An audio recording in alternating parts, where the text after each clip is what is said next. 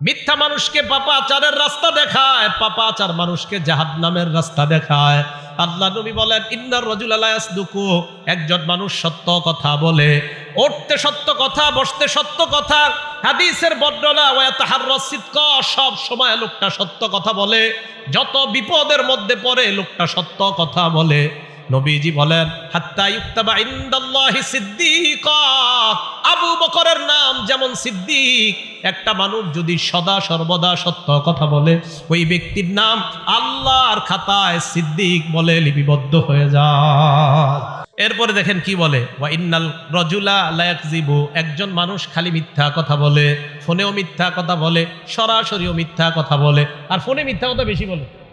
তো নবীজি বলেন, ওয়া ইন্নার রাজুলা লা ইয়াকযিবু, একজন মানুষ খালি মিথ্যা কথা বলে, ওয়া ইয়াতাহাররাল কাযিবা, মিথ্যা বলতে বলতে এমন হয়ে যায়, হাত্তা ইউক্তাবা ইনদাল্লাহি কাযযাবা। মুসাইলামাতুল কাযযাব, যে নিজের নবুয়ত দাবি করছে, তার নাম যেমন কাযযাব। এই জামানায় কোনো মানুষ মিথ্যা বলতে বলতে বলতে বলতে আল্লাহর খাতায় তার নাম কাযযাব লিপিবদ্ধ হয়ে যায়। বলেন নাউযুবিল্লাহ। মিথ্যা নবুয়ত দাবিদারের নাম যেমন কাযযাব, এই যুগে বারবার যে মিথ্যা বলে, বারবার যে মিথ্যা বলে, তার নাম কাযযাব লিপিবদ্ধ হয়ে যায়। আম্মা জান আয়েশা সিদ্দিকা রাদিয়াল্লাহু তাআলা আনহার বর্ণনা, ক্বালা রাসূলুল্লাহ সাল্লাল্লাহু আলাইহি ওয়াসাল্লাম, আম্মা জান আয়েশা সিদ্দিকা বলেন, মা কানা খুলুকুন আবগাযা ইলা রাসূলিল্লাহ সাল্লাল্লাহু আলাইহি ওয়াসাল্লাম মিনাল কাযিব। দেখেন কি বলে রাসূল। আম্মা জান বলেন, নবীজির কাছে মিথ্যা কথা বলার চাইতে আর কোনো খারাপ, এই অপছন্দনীয় আর কোনো কিছু নবীর কাছে ছিল না। কেউ যদি মিথ্যা কথা বলতো, এটা নবী সবচেয়ে অপছন্দ করতেন। ইতিমধ্যে এক গ্রাম্য ব্যক্তি আসলেন। গ্রাম্য ব্যক্তি আসার পর রাসূল আকরাম সাল্লাল্লাহু আলাইহি ওয়াসাল্লামকে প্রশ্ন করলেন, মাতাসসাআতু ইয়া রাসূলুল্লাহ, হুজুর কিয়ামত কবে? ফাকালা বা'দুহুম সামি'a মা ক্বাল ফাকারিহা মা ক্বাল। সাহাবাদেরকে কি মাইক বাড়াইছেন, গার্ডেন কুইসি বাড়াইতে, আমার কথাই না শুনবেন। রাসূল আকরাম সাল্লাল্লাহু আলাইহি ওয়াসাল্লামকে এক ব্যক্তি প্রশ্ন করলেন, কিয়ামত কবে? নবীজি সাল্লাল্লাহু আলাইহি ওয়াসাল্লাম, ফামাযা রাসূলুল্লাহ সাল্লাল্লাহু আলাইহি ওয়াসাল্লাম ইউহাদ্দিসু, আল্লাহ রাসূল সাল্লাল্লাহু আলাইহি সাল্লাম ওনার আলোচনা চালাইতে থাকলেন। যিনি প্রশ্ন করলেন কিয়ামত কবে, তার কোনো জবাব না দিয়ে উনি ওনার আলোচনা কন্টিনিউ করলেন, চালাইতে থাকলেন। ফাকালা বা'দুহুম সামি'a মা ক্বাল ফাকারিহা মা ক্বাল। সাহাবাদের কেউ কেউ বললেন, নবীজি তার কথা শুনছে, কিন্তু মনে হয় সে যা বলছে এটা নবী অপছন্দ করছে, এই জন্যই তো নবী তার কোনো জবাব না দিয়ে উনি ওনার কথা চালাইতেছে। এটা সাহাবাদের বক্তব্য। ওয়া ক্বালা বা'দুহুম বাল লাম ইয়াসমা রাসূলুল্লাহ সাল্লাল্লাহু আলাইহি ওয়াসাল্লাম। আরেক সাহাবা বললেন, আমার তো মনে হয় নবীজি তার কথা শুনেই নাই। কোন সাহাবা বললেন, নবী তার কথা শুনছে, কথাটা পছন্দ করে নাই, তাই নবী তারে কোনো জবাব দেয় না। আরেক সাহাবা বললেন, আমার তো মনে হয় নবীজি তার কথা শুনেই নাই। হাত্তা ইদা কাদা হাদিসাহু, নবীজি যখন তার কথা শেষ করলেন, কথা শেষ করার পর রাসূল আকরাম সাল্লাল্লাহু আলাইহি ওয়াসাল্লাম বললেন, আইনা উরাহুস সাইলু আনিস সাআহ। নবীজি বললেন, কিয়ামত সম্পর্কে প্রশ্নকারী ব্যক্তি কোথায়? যিনি কিয়ামতের ব্যাপারে প্রশ্ন করলেন তিনি কোথায়? তো যিনি প্রশ্ন করছেন তিনি বললেন, আমি। হুজুর আমি প্রশ্ন করছি। এই কথা বলার পর আল্লাহ রাসূল সাল্লাল্লাহু আলাইহি সাল্লাম বললেন, ইদা দুগিয়াতিল আমানা ফান্তাজিরিস সাআহ, যখন আমানত উঠিয়ে নেওয়া হবে তখন কিয়ামতের অপেক্ষা করো।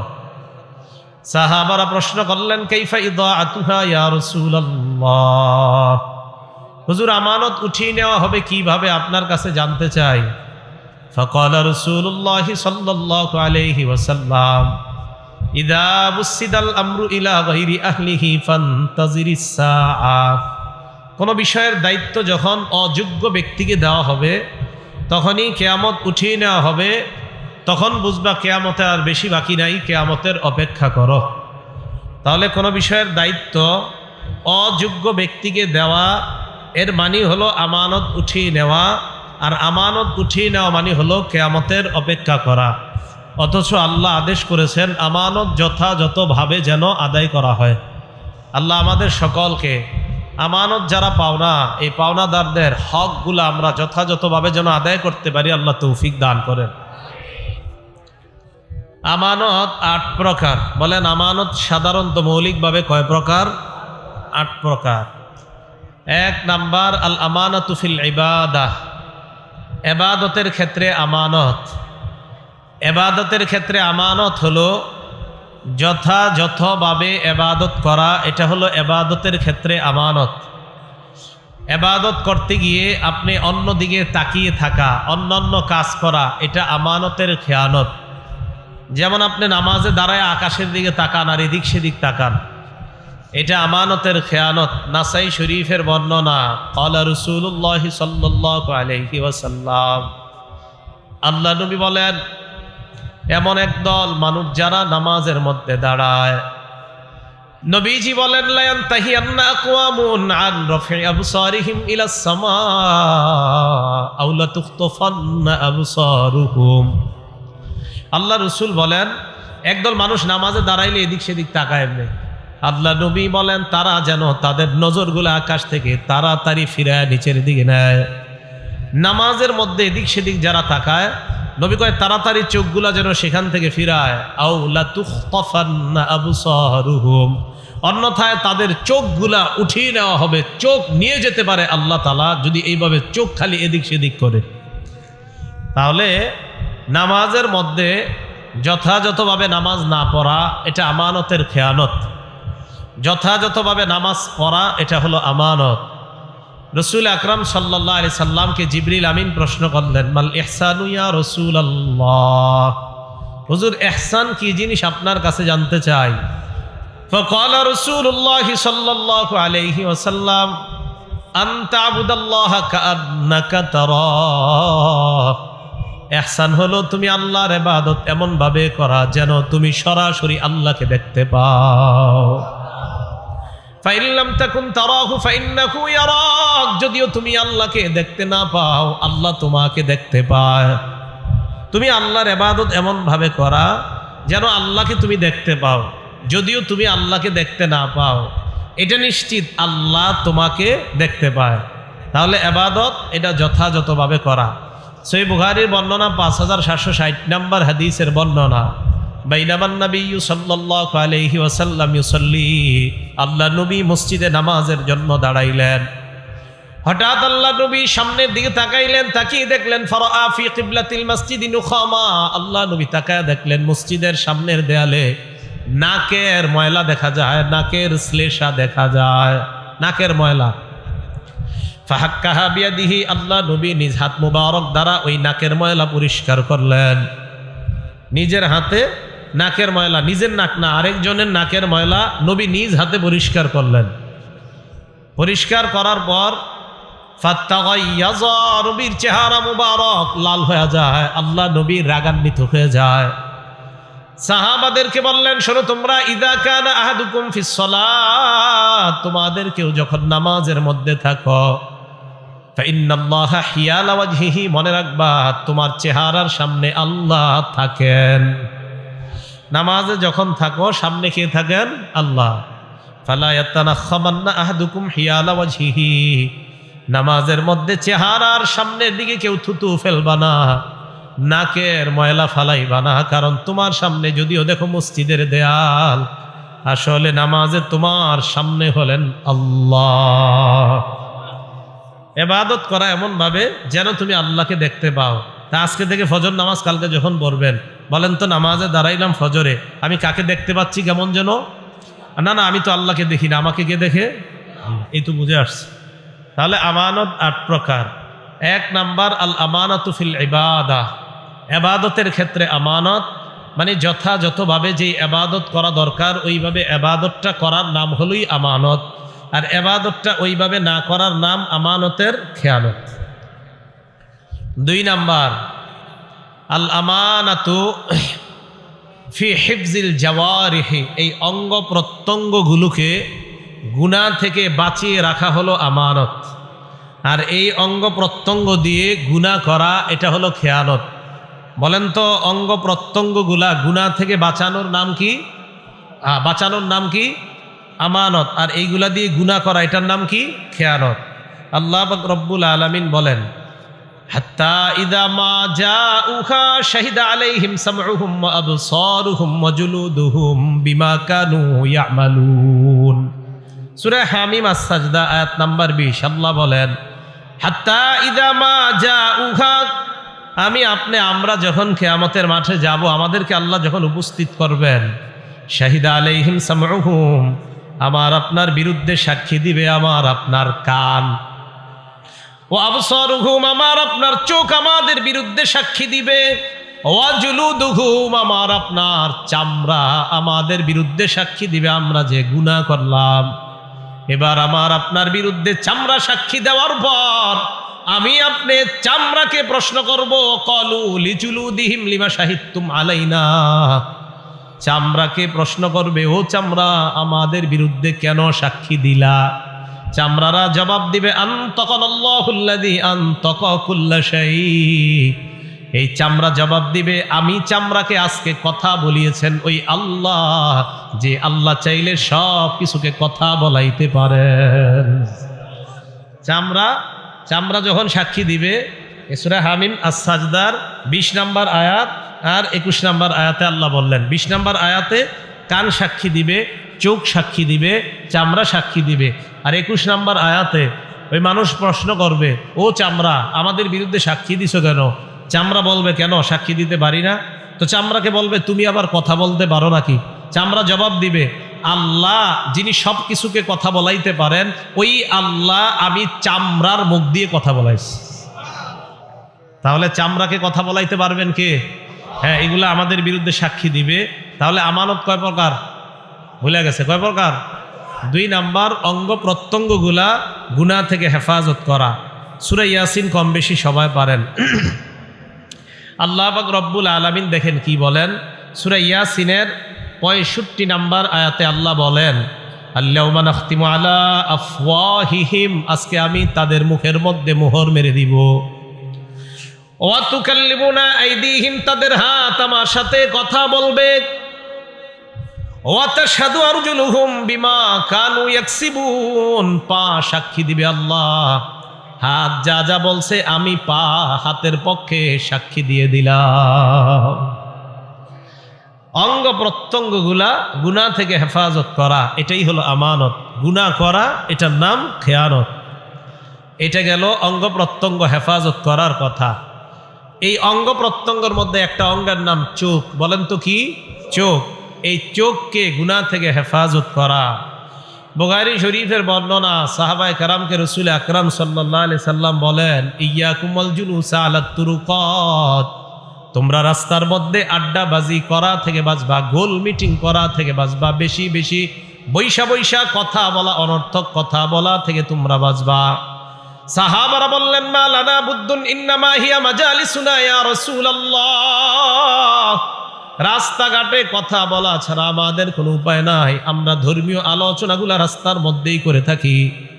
আল্লাহ নবী বললেন ফাইন আবাইতুম ইল্লাল মাজালিস, রাস্তায় যদি বসতেই হয় ফাআতুত তরিকা হাক্কা, রাস্তার হক আদায় করবা। সাহাবারা প্রশ্ন করলেন ওয়া মা হাক্কুত তরিক ইয়া রাসূলুল্লাহ, রাস্তার হক আপনার কাছে জানতে চাই, রাস্তার হক আবার কি? আল্লাহ নবী বললেন রাস্তার হক হলো 5টা। বলেন রাস্তার হক কয়টা? 1 নাম্বার গদ্দুল বাসার, নজর নিচে রাখা 1 নাম্বার, এটা হলো রাস্তার হক। চোখ নিচে রাখা, এটা কিসের হক?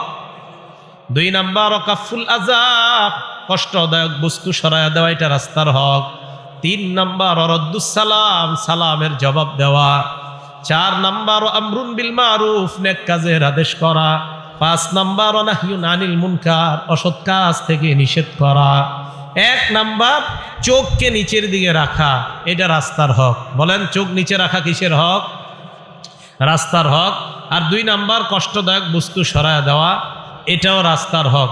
দেখেন আপনি রাস্তা দিয়ে হাঁটতেছেন, কষ্টদায়ক একটা ইট দেখলেন, চক্কা ইট পুরা রয়েছে, একটা কাটা, একটা সুই, একটা কলার সিল্কা পরে আছে, এটা আপনি সরায়া নিলেন এই নিয়তে আমার কোনো মুসলমান ভাইয়ের পায়ের মধ্যে এই ইটের টুকরাটা লাগতে পারে, আমার কোনো মুসলমান ভাইয়ের পায়ে এই কাটা বিদ্ধ হতে পারে, আমার কোনো মুসলমান ভাইয়ের পায়ে এই সুইটা লাগতে পারে, এই নিয়ত কইরা আপনি ওই রাস্তা থেকে কষ্টদায়ক বস্তু সরায়া দিলেন।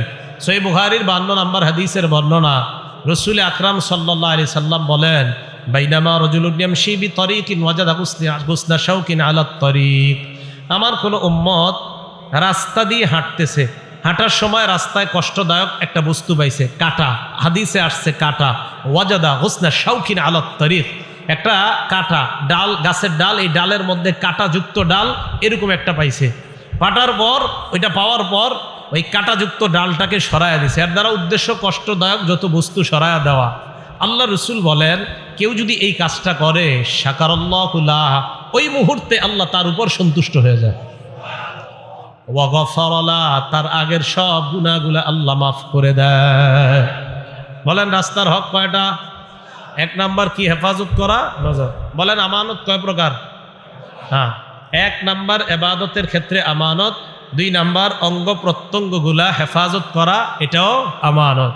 অঙ্গর মধ্যে একটা অঙ্গের নাম জবান আর একটা হাত, এই 2টা অঙ্গকে কোনো মুসলমানকে কষ্ট দেওয়া থেকে বিরত রাখা। ক্বালা রাসূলুল্লাহ সাল্লাল্লাহু আলাইহি ওয়াসাল্লাম, আল মুসলিমু মান সালিমাল মুসলিমুনা মিন লিসানিহি ওয়া ইয়াদিহি, নবীজি বলেন প্রকৃত মুসলমান ওই ব্যক্তি যেই ব্যক্তির হাত এবং জবান থেকে, এই হাত এবং জবান থেকে অন্য মুসলমান নিরাপদ, মানে হাতের কষ্ট দেওয়া এবং জবানের কষ্ট দেওয়া, এই 2 জিনিসের কষ্ট দেওয়া থেকে অন্য মুসলমান যদি নিরাপদ হয়ে যায়, আল্লাহ নবী বলেন আমি তোমাকে দুনিয়ার প্রকৃত মুসলমান বলে ঘোষণা করলাম। তাহলে এই অঙ্গ প্রত্যঙ্গগুলা কষ্টদায়ক বস্তু থেকে তো আপনি হেফাজত নিজেকেও করবেন, আপনার দ্বারা যেন অন্য কেউ কষ্ট না পায়, এই আপনার হাত আর জবান, এই 2টা জিনিসকে আপনি হেফাজত করবেন। কোনো মুসলমান ভাইকে আপনি কষ্ট দিবেন না, হাত দিয়েও কষ্ট দিবেন না, মুখ দিয়েও কষ্ট দিবেন না।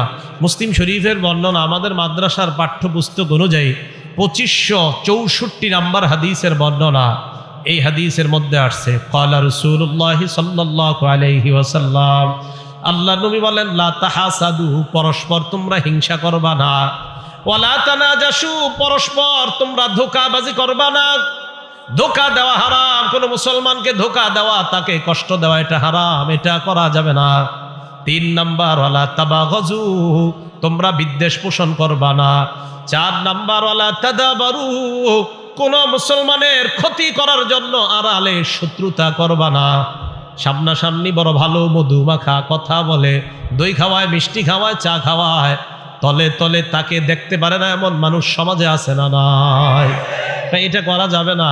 আর ওয়ালা ইয়াবি বাদুকুম আলা বাই'i বাদিন, এক ভাই ক্রয় বিক্রয় করতেছে, তুমি ওই ভাইয়ের ক্রয় বিক্রয়ের উপর তুমি ক্রয় বিক্রয় করবা না। আমি আর উনি লেনদেন করতেছি, ভাই এটা দিবেন? তো উনি বললেন হ্যাঁ দিব। কত টাকা? তো উনি বললেন 100 টাকা। আমি বললাম 90 টাকা দিবেন। উনি রাজি হয়ে গেছে, উনি 90 টাকা আমাকে দিবে এই জিনিসটা।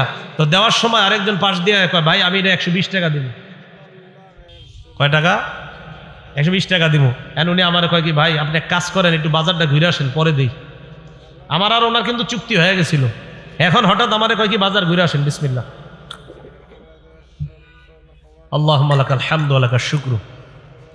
এখন এই যে আমার আর ওনার ব্যবসার চুক্তি চলতেছে, এর মাঝে আপনার আরেকজন আইসা কবে আমি এটা দিব। রসুল বলেন এটা করা যাবে না, এটা নিষেধ। আমাদের সমাজে আরেকটা কাজ হয় মানুষকে কষ্ট দেওয়ার, এটাও নিষেধ।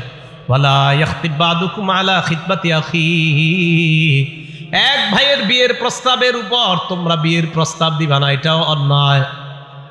বিয়ের প্রস্তাব দিছে এক মেয়েরে, দেওয়ার পর মেয়েটাকে বিয়ে করবে, ছেলে মেয়ের পুরা পরিবার, উভয় পরিবারের মধ্যে মোটামুটি কথা পাকাপাকি। এই মুহূর্তে একজন ঘটক এসে কয়, আপনার মেয়ের বিয়ে ঠিক হয়েছে শুনলাম। কয় হ্যাঁ। ছেলে কি করে? কয় বেতন মোটামুটি 80-90 হাজার টাকা ছেলের, দিয়ে মেয়েটাকে ভালো জায়গায়। কয় আপনার 80-90 দিয়ে দিবেন? আমি ইতালির একটা ছেলের ব্যাপারে জানি, বেতন পায় 14 লাখ। আপনি যদি চান মেয়েটারে ওখানে দিতে পারি। রাসূল সাল্লাল্লাহু আলাইহি সাল্লাম এটা নিষেধ করছেন। কেন? তাদের মাঝে না বিয়ের কথাবার্তা চলতেছে, তো এইটা আপনি কেন করলেন? এটা নিষেধ। হাদিসের শেষে রাসূল সাল্লাল্লাহু আলাইহি সাল্লাম বলেন, বিহাসবি ইমরিইম মিনাশ শাররি আইয়াহকিরা আখাহুল মুসলিম, কোন মুসলমান, এই মুসলমান ভাইকে আপনি কষ্ট দেওয়া, আপনি খারাপ মানুষ হওয়ার জন্য এতটুকুই যথেষ্ট।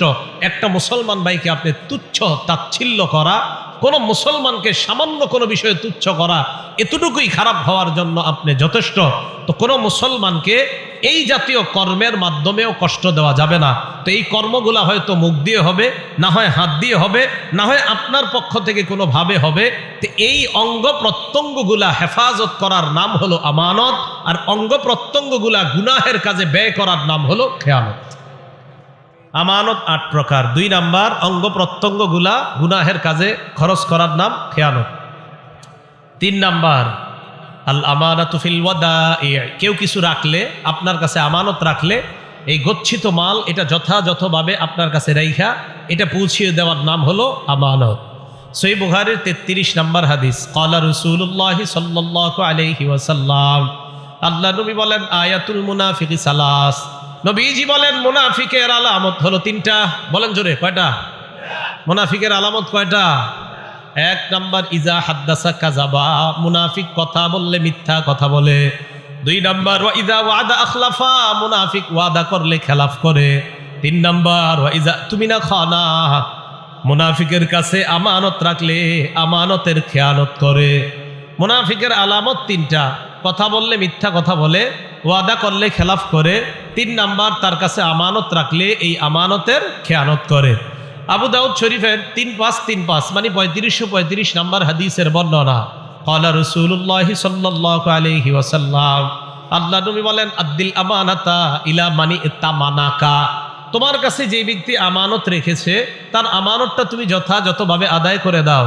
ওয়ালা তাকুন মান খানাকা, তোমার সাথে যদি কেউ খেয়ানত করে তুমি তার সাথে খেয়ানত করবা না। বুঝেন?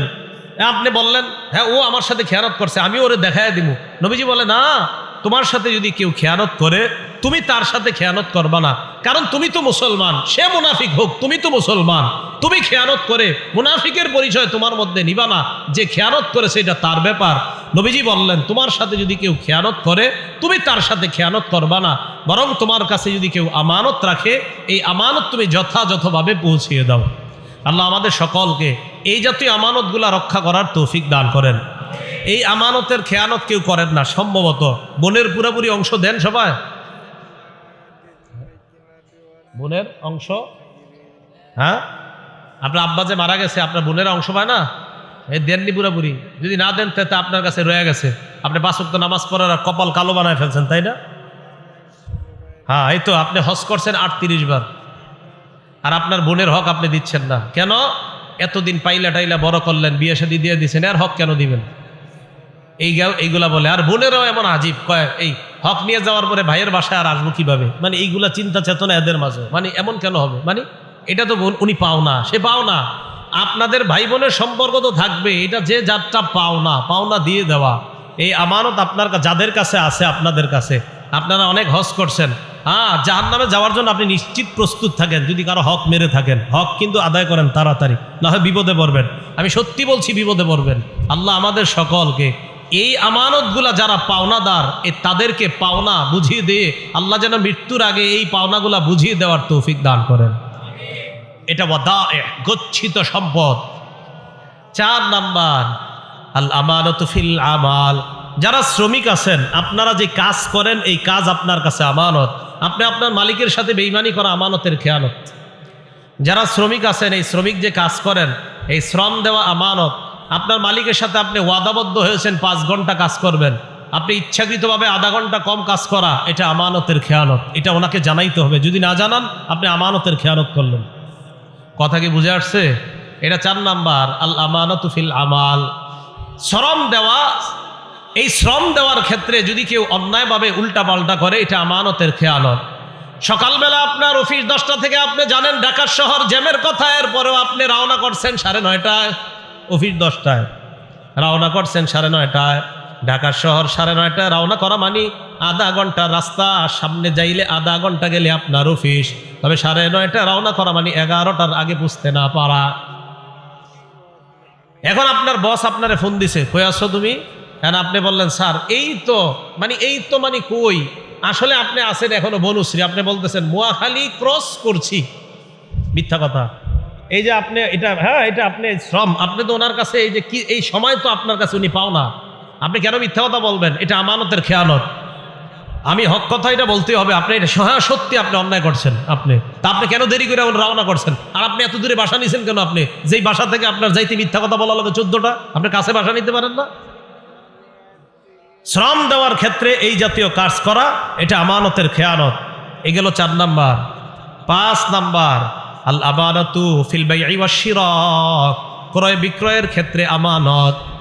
ক্রেতা বিক্রেতার সাথে সত্য কথা বলা এটা আমানত।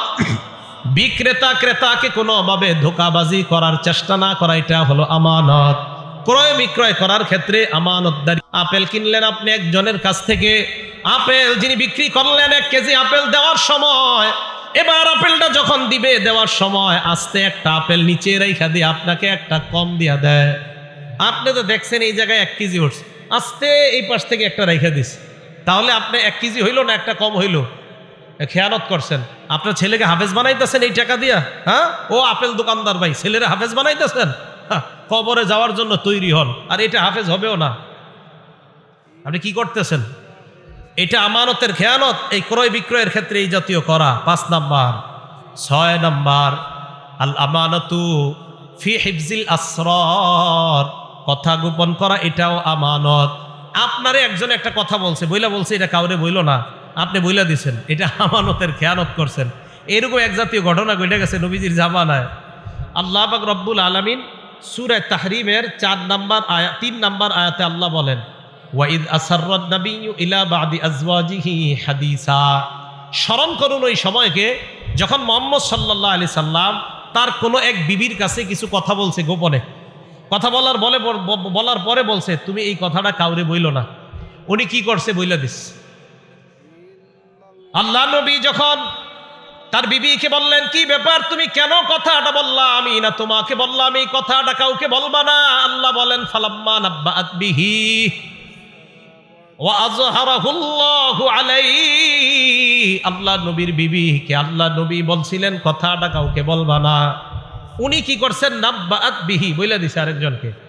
ওয়া আযহারাহুল্লাহু আলাইহি, আল্লাহ পাক রব্বুল আলামিন নবীর কাছে ব্যাপারটা প্রকাশ করে দিছে। আপনি আপনার বিবিরে বলছেন না বলতে, আপনার বিবি বইলা দিস। তো রাসূল আকরাম সাল্লাল্লাহু আলাইহি সাল্লাম আম্মাজানকে ডাক দিয়ে বললেন ফালাম্মা নাব্বাআহা বিহি, আম্মাজানকে বললেন কি ব্যাপার তুমি এটা বললা কেন? নবীজি যখন আম্মাজানকে ব্যাপারটা অবগত করলেন, তুমি কেন এমন কথা বলে দিলা যে কথাটা আমি তোমাকে বলতে নিষেধ করলাম? আম্মাজান জবাব দেয় মান আম্বাআকা হাযা, আপনাকে কে বলছে আমি যে কথাটা বইলা দিছি? আপনি কেমনে জানছেন? নবীজি তার এক বিবিরে একটা কথা বলছে, তুমি কথাটা গোপন রাখো। উনি আরেকজনকে বইলা দিছে, আল্লাহ নবীজিরে জানাই দিছে। নবীজি এসে ওনার বিবিকে বলতেছে আচ্ছা তুমি এটা কেন বললা? তো ওনার বিবি কয় মান আম্বাআকা হাযা, আপনারা কে বলছে আমি যে বইলা দিছি? নবীজি জবাব দিলেন নাব্বাআনি আল আলিমুল খবীর, আল্লাহ আমাকে জানায়া দিছে। আল আমানাতু ফি হিফজিল আসরার, গোপন কথা হেফাজত করা এটা আমানত। কেউ যদি আপনাকে বলে, বিশ্বাস করে একটা কথা বলার পর যদি বলে এটা বইল না, এটা আমানত। শেখ সাদী রহমতুল্লাহ আলাইহি বলছে কয় মানুষের স্বভাব হলো তুমি যদি তারে কিছু বইল না, সে এটা বেশি বলবে। হ্যাঁ, এটা বেশি বলবে। 7 নাম্বার আল মাসউলিয়াতু আমানত, দায়িত্ব এটা একটা আমানত। মাদ্রাসার মুতামিম সাহেব তার দায়িত্ব এটা আমানত, মসজিদের ইমাম তার দায়িত্ব এটা আমানত, মুয়াজ্জিনের তার দায়িত্ব এটা আমানত, ঘরের বাবা মা আপনাদের দায়িত্ব আমানত। সহিহ বুখারীর 893 নাম্বার হাদিসের বর্ণনা, ক্বালা রাসূলুল্লাহ সাল্লাল্লাহু আলাইহি ওয়াসাল্লাম, আল্লাহ নবী বলেন কুল্লুকুম রাঈন ওয়া কুল্লুকুম মাসউলুন আন রাইয়াতিহি, তোমরা সবাই দায়িত্বশীল, তোমাদের প্রত্যেককে তার দায়িত্বের ব্যাপারে জিজ্ঞাসা করা হবে। আমাকে আপনাকে আমাদের সবাইকে নবীজি বললেন তোমরা সবাই দায়িত্বশীল, প্রত্যেককে তার দায়িত্বের ব্যাপারে জিজ্ঞাসা করা হবে। সহিহ বুখারীর 893 নাম্বার হাদিসের বর্ণনা। এরপর আল্লাহ নবী বলেন আল ইমামু রাঈন ওয়া মাসউলুন আন রাইয়াতিহি, শাসক যিনি হবেন তিনি দায়িত্বশীল, তাকে তার অধীনস্থ যে প্রজা আছে তাদের ব্যাপারে জিজ্ঞাসা করা হবে। ও ওয়ার রাজুলু রাইন ফি আহলি বাইতিহি, কোন ব্যক্তি তার ঘরের যে সদস্যরা আছে তাদের দায়িত্বশীল হলো বাবা। আপনার ছেলে মেয়ে, আপনার বিবি, তারা আপনার অধীনস্থে আছে, তাদের দায়িত্বশীল আপনি। আল্লাহ নবী বলেন মাসউলুন আন রাইয়াতিহি, আপনাকে তাদের দায়িত্বের ব্যাপারে জিজ্ঞাসা করা হবে। 5 বছর বয়সে হাতের মধ্যে মোবাইল উঠায়া দিছেন নাকি কায়দা উঠায়া দিছেন, জিজ্ঞাসা করবে। জিজ্ঞাসা করবে হ্যাঁ, কায়দা না মোবাইল? আমার উপরে ওলামায়ে কেরাম রাগ, আমি মোবাইল চালাই না কেন বেশি। সব পুরো বাংলাদেশে সবাই রাগ, মনে করে ইদানিং আমি 7 বছর যাবত মোবাইল আমি মোবাইল রিসিভ করি না। এরা মনে করে এই বছরই মনে রিসিভ করি না, আমি 7 বছরই রিসিভ করি না। আমার দোষ দেয় আমি এখন রিসিভ করি না। আমি আবার বলছি, হ্যাঁ জানাইয়া দিবেন এটা, আমি 7 বছর মোবাইল রিসিভ করি না, সাধারণত আমার কয়েকজন ছাড়া, আম্মা আর কয়েকজন আছে, এদের ছাড়া। কেন? এই মোবাইল বেশ কম চালানোর কারণে আমি কি ফায়দা পাইতেছি সেটা আমি জানি। পরিবারের পুরা আদেশ, আমার ঘরের নিয়ম, বাস বাচ্চাদের সামনে তো মোবাইল প্রশ্নই আসে না। আমার ছেলের সামনে আপনি মোবাইল নেবেন, আছাড় মেরে ভেঙে ফেলবে মোবাইল। নেন, সন্তান আপনি নষ্ট করবেন, নিজ দায়িত্বে নষ্ট করবেন, অসম্ভব। আপনি চেষ্টা চালায় যান, ভবিষ্যতে আমার সন্তান কি হবে আল্লাহ জানে। আমি তো চেষ্টা করছি, এটা আল্লাহরে বলতে পারবো, কারণ আমি দায়িত্বশীল। আল্লাহ আমাকে জিজ্ঞাসা করবে, হ্যাঁ আল্লাহ আপনাকে জিজ্ঞাসা করবে, এই কথা মাথায় রাখেন। এই পরীক্ষায় 90 না আরো বেশি 95% মানুষ এই জায়গায় ধরা খাবে। সন্তানের হাতে গজব ছোটবেলা থেকে যারা উঠাই দিচ্ছে ধরা খাবে। আল্লাহকে ভয় করেন। তো আমার ব্যাপারে এই অভিযোগগুলো দিয়ে না, আমি বলছি আমি 7 বছর যাবতীয় এরকম। এই অভিযোগ দেওয়া আমার ব্যাপারে ঠিক হবে না, ছাত্র জীবন থেকে আমি এমন। আল্লাহ আমাদের সকলকে ইলেকট্রনিক মিডিয়ার গজব থেকে বেঁচে থাকার তৌফিক দান করেন। রসুল আকরাম সাল্লাল্লাহু আলাইহি সাল্লাম বললেন আল মারআতু রাইয়াতুন ফি বাইতি যাওজিহা, স্বামীর ঘরের মধ্যে তার স্ত্রী দায়িত্বশীল। স্বামীর ঘরের মধ্যে তার সম্পদ, তার সন্তান, তারা সঠিকভাবে, স্ত্রী তাদেরকে সঠিকভাবে লালন পালন করছে কিনা এই ব্যাপারে স্ত্রী দায়িত্বশীল। ওয়া মাসউলাতুন আন রাইয়াতিহা, স্ত্রীকে এই দায়িত্বের ব্যাপারে জিজ্ঞাসা করা হবে। স্ত্রীকে জিজ্ঞাসা করা হবে স্বামীর মাল সঠিকভাবে হেফাজত করছে কিনা, স্বামীর সন্তান সঠিকভাবে হেফাজত করছে কিনা, এই ব্যাপারে জিজ্ঞাসা করা হবে। আপনার স্বামী কত বিশ্বাস করে সৌদি আরব গেছে, বিদেশ গিয়েছে, আপনার সন্তানগুলা, আপনার স্বামীর সন্তানগুলো আপনার দায়িত্বে আছে, এই সন্তানগুলা নষ্ট হয়ে যাচ্ছে। বেচারা কত আশা আকাঙ্ক্ষা করে মাসে মাসে আপনার জন্য টাকা পাঠায়, আর আপনি তার সন্তানগুলাকে একের পর এক নষ্ট করে দিচ্ছেন। আল্লাহর কাছে আপনার জবাবদিহিতা করতে হবে মা বোন, এই কথা মাথায় রাখেন।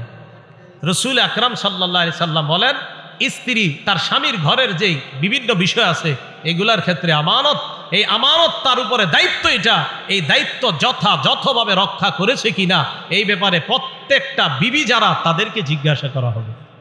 তো রসুল আকরাম সাল্লাল্লাহু আলাইহি সাল্লাম শেষে বলেন ওয়াল খাদিমু মাসউলুন ওয়াল খাদিমু রাইন ফি মালি সাইয়্যিদিহি, খাদেম তার মনিবের সম্পদের ব্যাপারে দায়িত্বশীল। মাসউলুন আন রাইয়াতিহি, খাদেমকে তার দায়িত্বের ব্যাপারে জিজ্ঞাসা করা হবে। খাদেম যিনি, এই খাদেম সাহেব তার যে মনিব আছে, তার যে বস আছে, এই বসের মালের ব্যাপারে সেও দায়িত্বশীল, এই দায়িত্বের ব্যাপারে তাকেও জিজ্ঞাসা করা হবে। আপনি একজনের প্রাইভেট কার চালান, তার এই প্রাইভেট কার চালানোর কারণে আপনাকে মাসে 20,000 টাকা বেতন দেয়, আপনি তার এই প্রাইভেট কারের তেল বিভিন্ন জায়গায় গিয়ে বিক্রি করে দৈনন্দিন 150-200 টাকা কামান, আল্লাহর কসমের জবাবদিহিতা করার জন্য আপনি প্রস্তুত হয়ে যান, কোনো সন্দেহ নাই। হুজুর আউট ইনকাম আছে, কিভাবে আউট ইনকাম সেটা বলেন না, তেল বেশি। তা আপনি 20,000 টাকা আপনার হয় না, তা আপনি চাকরি করেন কেন? আপনি তো 20,000 টাকায় চাকরি নিছেন কেন? আপনার হয় দেখেই তো নিছেন। তা আপনার যদি না হয় আপনি এটা করেন না, কিন্তু আপনি যে তেল মারছেন এটা তো আপনি হারাম কাজ করছেন। হ্যাঁ, আপনি আপনার এই বসের গাড়ি আর তার এই তেল এটা আপনার কাছে আমানত, এই আমানতের খেয়ানত করছেন কিনা এই ব্যাপারে সহিহ বুখারী হলেন 893 নম্বর হাদিস, আপনাকে জিজ্ঞাসা করা হবে। কথা কি বুঝে আসছে সবার? এই হলো 7 নাম্বার, এটা হলো আল মাসউলিয়াতু আমানাতুন, দায়িত্ব, প্রত্যেকটা দায়িত্ব এটা হলো আমানত। আল্লাহ আমাদের সকলকে যার যার দায়িত্বগুলা যথাযথভাবে আদায় করার তৌফিক দান করেন। বাবা যারা আছেন, মা যারা আছেন, আপনাদেরকে কঠোর কথা বলে ফেলছি, ছোটবেলা থেকে দায়িত্বগুলো আদায় করেন। বাচ্চাটার সামনে মোবাইল দিয়েন না, এদের সামনে থেকে মোবাইল দূরে রাখেন, এদের সামনে বই দেন, কায়দা দেন, আমপারা দেন, এর প্লাস্টিকের বই দিয়ে খেলাধুলা করতে দেন। বইয়ের উপর সন্তানকে খেলাধুলা করান, সমস্যা নাই, প্রয়োজনে 50, 60, 100টা প্লাস্টিকের বল কিনে দেন, খেলাধুলা করান। মোবাইল নামক গজবই বাচ্চার হাতে তুলে দিয়েন না। গেমস, ট্যাব দেয়, আইপ্যাড দেয় বাচ্চারে খেলার জন্য। আল্লাহ আমাদেরকে বুঝার তৌফিক দান করেন। কয় প্রকার হইল আমানত? 7। 8 নাম্বারটা মন দিয়ে শোনেন। আল আমানাতু ফিল কালাম, কথা বলা আমানত। বলেন, কথা বলা কি? কথার আমানত আবার কি? কথার আমানত মন দিয়ে শোনেন, বিসমিল্লাহ। কথার আমানত হলো সত্য কথা বলা আমানত, মিথ্যা কথা বলা খেয়ানত। বলেন তো, সত্য কথা বলা, মিথ্যা কথা বলা খেয়ানত। এবার মন দিয়ে শোনেন। এই ব্যাপারে 6টা উদাহরণ পেশ করি আপনাদের সামনে। উদাহরণ নাম্বার 1, সহিহ বুখারীর 6094 নাম্বার হাদিসের বর্ণনা, 6094, 6094 নাম্বার হাদিসের বর্ণনা। ক্বালা রাসূলুল্লাহ সাল্লাল্লাহু আলাইহি ওয়াসাল্লাম, আল্লাহ নবী বলেন, আলাইকুম বিসসিদকি ফাইন্নাস সিদকা ইয়াহদি ইলাল বীর। নবীজি বলেন, তোমরা সত্যবাদিতা আবশ্যক করে নাও, সত্য কথা বলা এটা তোমরা আবশ্যক করে নাও। ফাইন্নাস সিদকা ইয়াহদি ইলাল বীর, সত্য পুণ্যের রাস্তা দেখায়। বলেন আমার সাথে, সত্য কিসের রাস্তা দেখায়?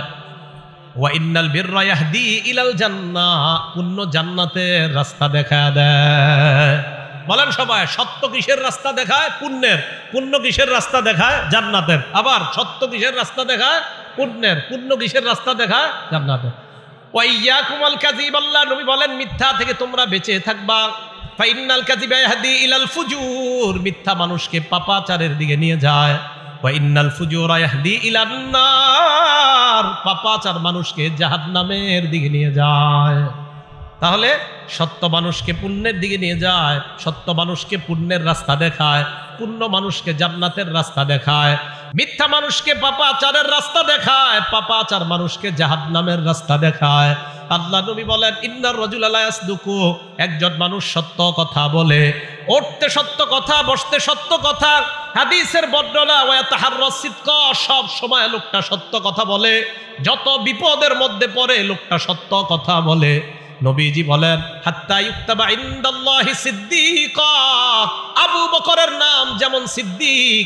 একটা মানুষ যদি সদা সর্বদা সত্য কথা বলে, ওই ব্যক্তির নাম আল্লাহর খাতায় সিদ্দিক বলে লিপিবদ্ধ হয়ে যায়। সিদ্দিক বলেন তো সবাই কি হয়? তাহলে যারা বেশি বেশি সত্য কথা বলে আল্লাহর খাতায়, বলেন তাদের নাম কি হয়ে যায়? ভাই আমরা সবাই সিদ্দিক হব তো ইনশাআল্লাহ। আল্লাহ আমাকে আপনাদের সকলকে সিদ্দিক হওয়ার তৌফিক দান করেন। এরপরে দেখেন কি বলে, ওয়া ইন্নাল রাজুলা লা ইয়াকযিবু, একজন মানুষ খালি মিথ্যা কথা বলে, ফোনেও মিথ্যা কথা বলে, সরাসরিও মিথ্যা কথা বলে। আর ফোনে মিথ্যা কথা বেশি বলে, ফোনে মিথ্যা কথা বেশি। ওই যে বললাম যে এই মিথ্যাটা বেশি বলে। কই আছেন? কয় বনশ্রী। আসলে আছে অন্য জায়গায়। আর বাংলাদেশে এমন এক অবস্থা, মানে জ্যামে যে মানুষের এমন মিথ্যাবাদী বানায়, জ্যামের কারণে মিথ্যা কথা। কই আছেন? তো অমুক জায়গায় আছে, আসলে কিন্তু অমুক জায়গায় নাই। এই যে আপনি ভাই মিথ্যা কথাটা কেন বলবেন? আপনি বলেন, এটা বললেন না, এই মিথ্যা কথা বললেন না। তো নবীজি বলেন, ওয়া ইন্নার রাজুলা লা ইয়াকযিবু, একজন মানুষ খালি মিথ্যা কথা বলে, ওয়া ইয়াতাহাররাল কাযিবা, মিথ্যা বলতে বলতে এমন হয়ে যায়, হাত্তা ইউক্তাবা ইনদাল্লাহি কাযযাবা, মুসাইলামাতুল কাযযাব, যে নিজের নবুয়ত দাবি করছে তার নাম যেমন কাযযাব। এই জামানায় কোনো মানুষ মিথ্যা বলতে বলতে বলতে বলতে আল্লাহর খাতায় তার নাম কাযযাব লিপিবদ্ধ হয়ে যায়। বলেন নাউযুবিল্লাহ। মিথ্যা নবুয়ত দাবিদারের নাম যেমন কাযযাব, এই যুগে বারবার যে মিথ্যা বলে, বারবার যে মিথ্যা বলে, তার নাম কাযযাব লিপিবদ্ধ হয়ে যায়। আল্লাহ আমাদেরকে কাযযাব থেকে বাঁচায়া সিদ্দিকের অন্তর্ভুক্ত হওয়ার তৌফিক দান করেন। উদাহরণ নাম্বার 2, তিরমিজি শরীফের 1973 নাম্বার হাদিসের বর্ণনা। এই হাদিসের মধ্যে আসছে আম্মা জান আয়েশা সিদ্দিকা রাদিয়াল্লাহু তাআলা আনহার বর্ণনা। ক্বালা রাসূলুল্লাহ সাল্লাল্লাহু আলাইহি ওয়াসাল্লাম, আম্মা জান আয়েশা সিদ্দিকা বলেন, মা কানা খুলুকুন আবগাযা ইলা রাসূলিল্লাহ সাল্লাল্লাহু আলাইহি ওয়াসাল্লাম মিনাল কাযিব। দেখেন কি বলে রাসূল। আম্মা জান বলেন, নবীজির কাছে মিথ্যা কথা বলার চাইতে আর কোনো খারাপ এই অপছন্দনীয় আর কোনো কিছু নবীর কাছে ছিল না। কেউ যদি মিথ্যা কথা বলতো এটা নবী সবচেয়ে অপছন্দ করতেন। আম্মাজান আয়েশা বলেন, মিথ্যা বলার এই দুশ্চরিত্র যদি কারো মধ্যে থাকতো, মিথ্যা বলার এই খারাপ অভ্যাস যদি কারো মধ্যে থাকতো, এটা নবী সবচেয়ে অপছন্দ করতেন। হাদিসটা পুরোটা শোনেন, কত বড় ভয়ানক কথা। তো কোনো ব্যক্তি যদি নবীর সামনে মিথ্যা কথা বলতো আর ধরা খাইতো যে লোকটা মিথ্যা কথা বলছে, তো দেখেন কি হয়। ইন্না রাজুলা লা ইয়াকযিবু ইনদান নবী সাল্লাল্লাহু আলাইহি ওয়াসাল্লাম বিল কাযিবা। এক ব্যক্তি নবীজির সামনে মিথ্যা কথা বলছে, মিথ্যা বলার পর ফামা ইয়াজালু ফি নাফসিহি, আল্লাহ নবীর মনের মধ্যে সারাক্ষণ এটা থাকতো, আরে লোকটা আমার সাথে মিথ্যা বললো কেন। ফামা ইয়াজালু ফি নাফসিহি, আচ্ছা লোকটা মিথ্যা বললো কেন। খানা খাবে, আচ্ছা লোকটা মিথ্যা বললো কেন। নবীজি নামাজে যাবে, পেরেশান, আর কি হয়েছে আপনার, আরে উনি মিথ্যা বললো কেন আমার সাথে। রাসূল ধর্মীয় কোনো কাজ করবে, আরে আপনি পেরেশান কেন, আরে ও মিথ্যা বললো কেন আমার সাথে। মিথ্যা সইতেই পারতেন না রাসূল, সারাক্ষণ মন খারাপ। আপনার মনটা খারাপ কেন ইয়া রাসূলুল্লাহ, উনি আমার সাথে মিথ্যা বললো কেন। আমি আর কিভাবে বুঝাবো আপনাদেরকে। তো রাসূল সাল্লাল্লাহু আলাইহি সাল্লাম বলেন, আম্মাজান বলেন, ফামা ইয়াজালু ফি নাফসিহি, এই কথাই খালি রাখতো সারাক্ষণ, আচ্ছা উনি মিথ্যা বললো কেন আমার সাথে। হাত্তা ইয়ালামা আন্নাহু কদ আহদাসা মিনহা তাওবা, যদি আল্লাহ নবী জানতেন ওই লোকটা তওবা করছে, এই তওবা করার ব্যাপারে জানার আগ পর্যন্ত আল্লাহ নবীর পেরেশানি কাটতো না। ওই লোক তওবা করার পর পেরেশানি কাটতো। একটা লোক মিথ্যা বলছে, মনে করেন 3 দিন তওবা করে না, এখনো নবী জানতে পারছে যে এখনো তওবা করে না, বাস পেরেশান পেরেশান পেরেশান। কি যে লোকটা মিথ্যা কথা কেন বললো। ভাই মিথ্যা কথা বলবো আমরা? না, মিথ্যা বলবো না, কারণ আমার নবী মিথ্যা বলা সবচেয়ে অপছন্দ করতেন। আল্লাহ আমাদের সকলকে এই মুখের এই খেয়ানত থেকে বেঁচে থাকার তৌফিক দান করেন। উদাহরণ নাম্বার 3, আবু দাউদ শরীফের 4991 নাম্বার হাদিস। এটা আমাদের মাঝে অনেকে করে থাকি আমরা, এটা ঠিক না। মাঝে মাঝে আপনারা কবুতররে এইভাবে ডাক দেন, এইভাবে ডাক দেন, মুরগি ধরার জন্য ডাক দেন, ডাক দেওয়ার পর আধার দেন না। হ্যাঁ, আধার, হাতে আধার আছে, মুরগি তো সত্যি মনে করতে আধার আছে, তো আসার পর আপনার হাতে আধার নাই, ভালো করে বুঝেন। আপনি এইভাবে বলছেন, আসার পর দেখে আধার নাই। মুরগি এইভাবে আসছে, আইসা দেখছেন আধার নাই, মুরগিরে ডাক দিচ্ছেন কেন আপনি? হ্যাঁ, এই যে আধার দিলেন না। এরপরে কবুতররে এইভাবে ডাক দিয়ে আধার দেন না। নবীজির জামানায় এক ঘটনা ঘটে গেছে, মন দিয়ে শোনেন। আব্দুল্লাহ ইবনে আমের রাদিয়াল্লাহু তাআলা আনহুর বর্ণনা, তিনি বলেন রাসূল সাল্লাল্লাহু আলাইহি সাল্লাম আমাদের বাসায় ছিলেন, নবীজি আমাদের বাসায় ছিলেন। দাতনি উম্মি ওয়া রাসূলুল্লাহ সাল্লাল্লাহু আলাইহি ওয়াসাল্লাম ফি বাইতিনা, আমার আম্মা আমাকে ডাকলেন। এমন অবস্থায় আল্লাহ নবী আমাদের বাসায় ছিলেন। আমার আম্মা আমাকে ডাকলেন, ডাকার পর আম্মা বললেন, তাআল হা তাআল উতিকা শাইআ, আব্বু এদিকে আসো, আমি তোমারে কিছু দিব। বলি না এরকম? আব্দুল্লাহ ইবনে আমের বলেন, আমার আম্মা আমাকে ডাকছে, ডাকার পর বললেন, বাবা এদিকে আসো, তোমারে কিছু দিব। আল্লাহ নবী বললেন, মা আরাদতি আন তুতিহি, এই তুমি কি সত্যি সত্যি কিছু দিতে ডাকছো তোমার ছেলেরে? ওই মহিলার নবী পাল্টা বললেন, জি ইয়া রাসূলুল্লাহ উতিহি তামারা, আমার ছেলেরে আমি খেজুর দিমু। আল্লাহ নবী বলেন, লাউ আন্নাকি লাম তুতিহি, তুমি যদি তোমার ছেলের ডাকার পর যদি খেজুর না দিতা, তুমি যদি তোমার সন্তান ডাকার পর এই যে এইভাবে বললা এইদিকে আসো কিছু দিমু, আমরা বাংলাদেশিরা বলি আসো মজা দিমু, আসার পর মজা দেন না, বেতের বাড়ি শুরু। আল্লাহ নবী বলেন, তুমি যদি এইভাবে ডাকার পর তোমার সন্তানরে কিছু না দিতা, তাহলে তোমার ব্যাপারে কুতিবাত ইনদাল্লাহি কাযিবা, আল্লাহর কাছে তোমার নামে একটা মিথ্যা কথা লেখা হয়ে যেত। কি হয়ে যেত? এইভাবে কখনো ভেবে দেখেন নাই? বলেন তো, এই মিথ্যা কথাটা হয়নি আমাদের দ্বারা? আসো মজা দিমু, দেন না, মানে এইগুলা বললেন না। যদি মজা থাকে তো সত্যি দিয়েন, যদি না থাকে বললেন না। রাসূল সাল্লাল্লাহু আলাইহি সাল্লাম বললেন, তুমি যদি মিথ্যা কথা বলতে, তোমার সন্তানকে ডাকার পর যদি কিছু না দিতা, তো তোমার নামে একটা মিথ্যা কথা লেখা হয়ে যেত। উদাহরণ নাম্বার 4, এটাও ভালো করে বুঝেন। এই এলাকায় একজন পীর সাহেব আসছে, আল্লাহওয়ালা, মনে করেন আজকে আমাদের কুমিল্লার মাওলানা আনিসুর রহমান আশরাফি সাহেব আসছে, অনেক বড় ভালো মানুষ, খুব আল্লাহওয়ালা মানুষ। এন ওনার সামনে আপনারা ফল ফ্রুট দিছেন অথবা খানা দিছেন, তো ওনার সামনে 2 জন দাঁড়ায় রয়েছে। এখন উনি একজনকে বললেন, ভাই বসেন, খাইতে বসেন।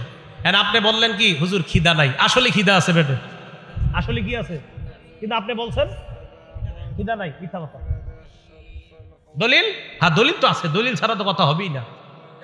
এই যে আপনি এইভাবে ডাকলো, ডাকার পরে যে আপনি বললেন না, তো এটা আপনি মিথ্যা কথা বলছেন। ইবনে মাজাহ 3298 নাম্বার হাদিসের বর্ণনা, আসমা বিনতে ইয়াজিদ রাদিয়াল্লাহু তাআলা আনহার বর্ণনা, তিনি বলেন, আমরা আল্লাহ রসুলের সাথে এক জায়গায় গেলাম। হ্যাঁ, এই ঘটনাগুলো কিন্তু ঘটে যায়, এই ঘটনা ঘটে যায়। আমি সাধারণত কারো সামনে এরকম বসতাম না ছাত্র জামানায়, কিন্তু কখনো বৈশা গেলে যদি বলতেন খা, আমি নগদ খাওয়ার শুরু যদি খিদা থাকে, আর যদি আমার খিদা না থাকে বাস আমি খাইতাম না, কিন্তু খিদা থাকলে খাইতাম। কেন? আমি তো তিরমিজি শরীফে হাদিস পড়ছি। রসুল আকরাম সাল্লাল্লাহু আলাইহি সাল্লামের সামনে উতিয়া রাসূলুল্লাহি সাল্লাল্লাহু আলাইহি সাল্লাম বিতআম। হ্যাঁ, আমাদের যারা আছি আমরা সবাই রসুল সাল্লাল্লাহু আলাইহি সাল্লামের কিছু সুন্নাহ খুব গুরুত্ব দেই, যে এইগুলোও যে নবীজির সুন্নাহ এটা কেউ গুরুত্ব দেয় না। রসুল সাল্লাল্লাহু আলাইহি সাল্লামের সামনে খাবার দেওয়া হলো, দস্তরখান ভর্তি খাবার দেওয়া হলো। খাবার দেওয়ার পর আল্লাহ নবীর সামনে যখন খাবার রাখা হয়, আশেপাশে যারা লজ্জায় চিন্তা করতেছে বমু কি বমু না, মানে বসমু কিনা নবীর সাথে। মেহমান কিন্তু সবাই, মাসালা হলো মেহমান যেহেতু সবাই, তো সবাইরই তো দিছে। আল্লাহ নবী বললেন কি ব্যাপার? এদের মধ্যে কয়েকজন বলল লা নাস্তাহি ইয়া রাসূলুল্লাহ, হুজুর খিদা নাই, খামু না, খিদা নাই।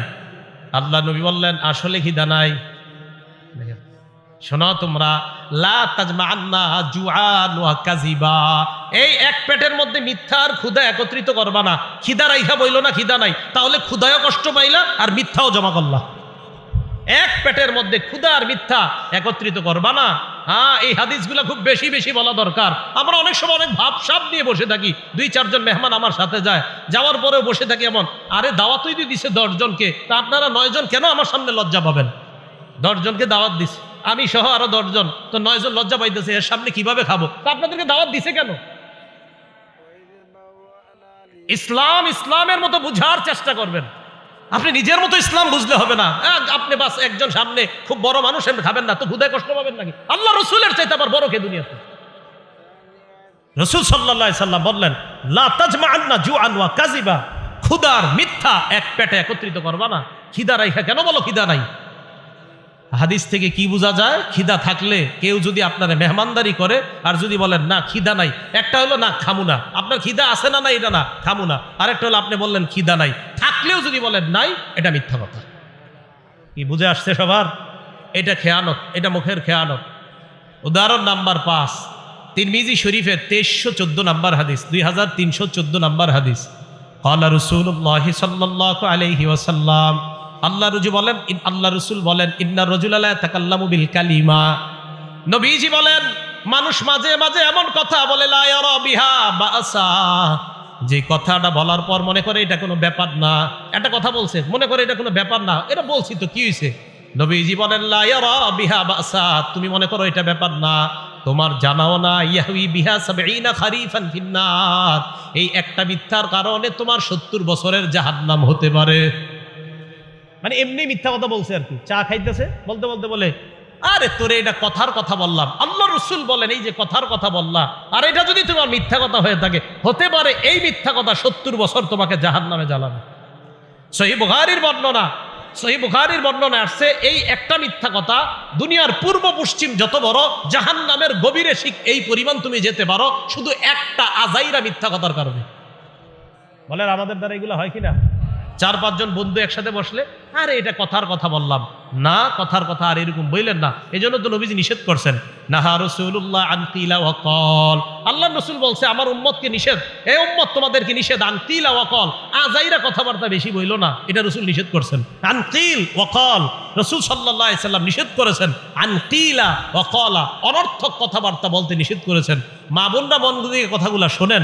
স্কুলে যখন আপনারা বাচ্চাদেরকে দেন, দেওয়ার পর 4-5 জন মহিলা একসাথে বসার পর যদি ধর্মীয় কথা বলেন তো ভালো কথা, কিন্তু অনর্থক কথাগুলা যদি বলেন তো মনে রাখবেন মা, আল্লাহ রসুল নিষেধ করেছেন, নাহা রাসূলুল্লাহ আন কিলা ওয়া ক্বাল, রসুল অনর্থক কথা বলতে নিষেধ করেছেন। তাহলে অনর্থক মজলিসে আমরা বসবো না, অনর্থক কথাবার্তা বলবো না, শুনবো না। কথা কি বুঝে আসছে? একজন আপনাদের এলাকায় আসছে, আসার পর 4 জন বসছেন সামনে, একজন জিজ্ঞাসা করতেছে আপনার ছেলে মেয়ে কয়জন? তো বলছে 2 জন। মনে করেন আমারই জিজ্ঞাসা করলেন ছেলে মেয়ে কয়জন? আমি বললাম আমার মেয়ে আছে একটা, ছেলে আছে একটা, বাকি 4 জন কিন্তু শুনছে। শোনার পরেও আবার আরেকজন কয় ছেলে মেয়ে কয়জন আপনার? এটা অনর্থক কথা, আপনারা শুনছেন? হ্যাঁ, এটা অনর্থক কথা। কেমন জানি লাগতেছে না? আমার প্রত্যেক কথার পিছনে দলিল আছে, ক্বাল আল্লাহ বা ক্বাল রাসূলুল্লাহ সাল্লাল্লাহু আলাইহি ওয়াসাল্লাম। উদাহরণ নাম্বার 6, এটা আমার বিরুদ্ধে আমি বলতেছি। আমরা যারা স্টেজে বৈশা মানুষকে মিথ্যা কথা বইলা হাসাই, আজকে ভালো করে হাদিস মনে রাখবেন। কি কথা বইলা হাসাই? মিথ্যা কথা। আর আপনারাও সারাদিন আলোচনা করেন, জানোস আজকে এমন একজনের দাওয়াত দেওয়া হয়েছে, হ্যাঁ আধা ঘন্টা খালি হাসাইব, বাস পরে আপনারা সবাই মিছিল দিয়ে আসেন যে আজকে আধা ঘন্টা হাসবো, আধা ঘন্টা কানমু, আর 1 ঘন্টা ওয়াজ শুনবো। এই যে আধা ঘন্টা মিথ্যা কথা বইলা ঠইলা হাসাবে। একটা কথা হলো রসুল সাল্লাল্লাহু আলাইহি সাল্লামের কিছু হাদিস আছে, হাসির হাদিস। আমার একটা আলোচনায় আছে রসুল সাল্লাল্লাহু আলাইহি সাল্লামের হাসি। এই জায়গায় আমি প্রায় 19টা হাদিস আনছি যে জায়গায় রসুল হাসছে। রসুল সাল্লাল্লাহু আলাইহি সাল্লাম যেখানে হাসছে হাসবেন, শুধু রসুল না আল্লাহও হাসছে, এই হাদিসও আনছি আমি। কে হাসছে? হ্যাঁ, আপনি ওই হাদিস বইলে হাসান জনগণদের, কিন্তু আন্দাজি অনর্থক মিথ্যা কথা বলে যদি হাসান, তো দেখেন নবীজি কি বলে। তিরমিজি শরীফের 2315 নাম্বার হাদিসের বর্ণনা, 2315 নাম্বার হাদিস। ক্বালা রাসূলুল্লাহি সাল্লাল্লাহু আলাইহি ওয়াসাল্লাম, আল্লাহ নবী বলেন, ওয়াইলুল লিল্লাযী ইউহাদ্দিসু বিল হাদিস লিইউদহিকা বিহিল কওম। ওই ব্যক্তি ধ্বংস হোক, ওই বক্তা ধ্বংস হোক, যেই ব্যক্তি মানুষের সামনে কথা বলে, ফায়াকযিবু, কথা বলতে বলতে মিথ্যা বলে মানুষকে হাসানোর জন্য। বলেন তো আমাদের সমাজে মানুষকে হাসায় মিথ্যা কথা বলে এমন মানুষ আছে না নাই? আপনারা তো অভিযোগ দেন, কয় অমুক কৌতুক অভিনেতা মিথ্যা কথা বইলা আমাদেরকে হাসায়। আরে মিয়া, কৌতুক অভিনেতাকে কি বলবেন আপনারা, আমাকেই বলেন। এই আমার মতো মানুষ এই মঞ্চে বৈশা, আমিও মিথ্যা কথা, মানে আমার মতো কেউ কেউ মঞ্চে বৈশা মিথ্যা কথা বইলা আপনাদেরকে হাসায়। আল্লাহ নবী বলেন, কোন মুসলমান অন্য মুসলমানকে যদি মিথ্যা কথা বইলা হাসায়, ওয়াইলুল লিল্লাযী, সে ধ্বংস, ওয়াইলুল লাহু, সে ধ্বংস, ওয়াইলুল লাহু, সে ধ্বংস। কি বলছে? বলেন কি বলছে? ধ্বংস। এজন্য আলোচক গড়ে কখনো আপনারা এইগুলা বইলেন না। কি হুজুর, আপনি কিন্তু 2 ঘন্টা সময় দিত আমাদেরকে, তো উনি কি করবে? উনি চিন্তা করে আধা ঘন্টা এই মিছা কথাগুলা কইয়া হাসামো, এরপরে চিন্তা করে আর আধা ঘন্টা এক কাজ করতে হবে। কি কাজ? ওই মিছা কথাগুলা বলে জনগণ কানবো, বাস কান্দইব। পরে মাঝখানে 1 ঘন্টা ওনার ওই যেগুলা এগুলা উনি বলবে। আপনাদের দোষ আছে, আয়োজকদেরও দোষ আছে। নিয়ত করবেন কোরআন সুন্নাহর কথা শুনবো, এখান থেকে হেদায়েতের বাণী শুনবো, অন্যের কাছে প্রচার করব। 4 নিয়তে মাহফিলে আসবেন। 5ম নাম্বার আরেকটা আছে। 1 নাম্বার নিয়ত পরিশুদ্ধ করা, এই হলো প্রথম নিয়ত। এই নিয়ত করে মাহফিলে আসবেন, আলোচকও এই নিয়ত করে ওয়াজ করবে। 2 নাম্বার, মাহফিলে আসবেন একমাত্র আল্লাহকে খুশি করার জন্য, আলোচকও আলোচনা করবে একমাত্র আল্লাহকে খুশি করার জন্য। 3 নাম্বার, মাহফিলে আসবেন আল্লাহর কাছে প্রতিদান পাওয়ার আশায়, আলোচকও আলোচনা করবে আল্লাহর কাছ থেকে প্রতিদান পাওয়ার আশায়। 4 নাম্বার, মাহফিলে আসবেন কোনো মানুষকে দেখানোর জন্য না, যে আমি তো সেখানে গেছি, যাওয়ার পর এই জানলাম, আয় তোকে এটা জানাই, আমি তো আল্লাহর ওলি হয়ে গেছি, এই নিয়তে না। আলোচকও আলোচনা করবে এই নিয়তে না, যে আজকে আমি আলোচনা করার পর কালকে 14 জন আমারে নিয়ে আলোচনা করবে, এই নিয়তে আলোচকও আলোচনা করবে না। এই 4 নিয়তে আলোচক মাহফিলে আসবে, শ্রোতারাও মাহফিলে আসবে। 5ম আরেকটা নিয়ত, মাহফিলের পরিবেশ সুন্নাহ মোতাবেক হতে হবে, সেটা আলোচকের মধ্যেও থাকতে হবে, শ্রোতাদের মধ্যে থাকতে হবে। কি কথা বুঝে আসছে? হ্যাঁ, এইগুলা সবগুলা কোরআন সুন্নাহ দ্বারা প্রমাণিত। তাহলে 8 নাম্বার, আল আমানাতু ফিল কালাম, কথার আমানত হলো সত্য কথা বলা, কথার খেয়ানত হলো মিথ্যা কথা বলা। ভালো করে মনে রাখবেন, এই মুখ দিয়া সবচাইতে বড় খেয়ানত আল্লাহর নামে মিথ্যা কথা বলা। বলেন সবাই, কার নামে মিথ্যা কথা বলা? আল্লাহর নামে। কারণ আল্লাহ সবচেয়ে সত্যবাদী, আল্লাহর নামে মিথ্যা কথা বলা যাবে না। আল্লাহ বলেন, ফামান আযলামু মিম্মান কাযাবা আলাল্লাহ, যে ব্যক্তি আল্লাহর নামে মিথ্যা কথা বলে তার চেয়ে বড় জালেম আর কোন ব্যক্তি হতে পারে? তাহলে আল্লাহর নামে মিথ্যা কথা বলা এটা সবচাইতে বড় জুলুম। 2 নাম্বার, রাসূল আকরাম সাল্লাল্লাহু আলাইহি সাল্লামের নামে মিথ্যা কথা বলা যাবে না। 2 নাম্বার, নবীজির নামে মিথ্যা কথা বলা যাবে না। সহিহ বুখারীর 109 নাম্বার হাদিসের বর্ণনা, ক্বালা রাসূলুল্লাহি সাল্লাল্লাহু আলাইহি ওয়াসাল্লাম, আল্লাহ নবী বলেন, মাইয়াকুল আলাইয়া মা লাম আকুল, আমি যা বলি নাই আমার নাম নিয়ে যদি কেউ বলে ফেলে, আমি যা বলি নাই আমার নাম নিয়ে যদি কেউ বলে যে এটা রাসূল বলছে, ফাল্যাতাবাওয়া মাকআদাহু মিনান নার, সে যেন তার ঠিকানা জাহান্নামে বানায়। কোথায় বানায়? সবাই বলেন, কোথায় বানায়? আমি যা বলি নাই যদি কেউ আমার নামে তা বলে, সে যেন তার ঠিকানা জাহান্নামে বানায়। ভাই মনে কষ্ট নিয়েন না, প্রায় মসজিদের মধ্যে এই কথাটা শোনা যায়। আমি একদিন এক মসজিদে শুনছি, ছোট্ট একটা মজলিসে একজন দাঁড়ায়া বলতেছে যে মসজিদে যখন কেউ কথা বলে তখন ফেরেশতা বলে, ইয়া ওয়ালিয়াল্লাহ উসকুত, ও আল্লাহর ওলি তুমি চুপ হও। ফেরেশতা নাকি এই কথা কয়, এটা নাকি নবীজি বলছে। যাই হোক, এরপরেও যদি চুপ না হয়, দ্বিতীয়বার নাকি ফেরেশতা কয়, ইয়া আব্দুল্লাহ উসকুত, ও আল্লাহর বান্দা তুমি চুপ করো। তৃতীয়বার যদি চুপ না হয় ফেরেশতা নাকি তখন বলে ইয়া আদুওয়াল্লাহ উসকুত, ও আল্লাহর দুশমন তুই চুপ হ। এটা নাকি ফেরেশতারা বলে, আর এই কথা নাকি নবীজি বলছে। এটা কোন কিতাবে নবী বলছে আমার একটু বলেন তো আপনারা। আমি তো বহুত তালাশ করলাম, করতে করতে মানে আমি পুরো একদম পাগল হয়ে গেছি, পাইলাম না।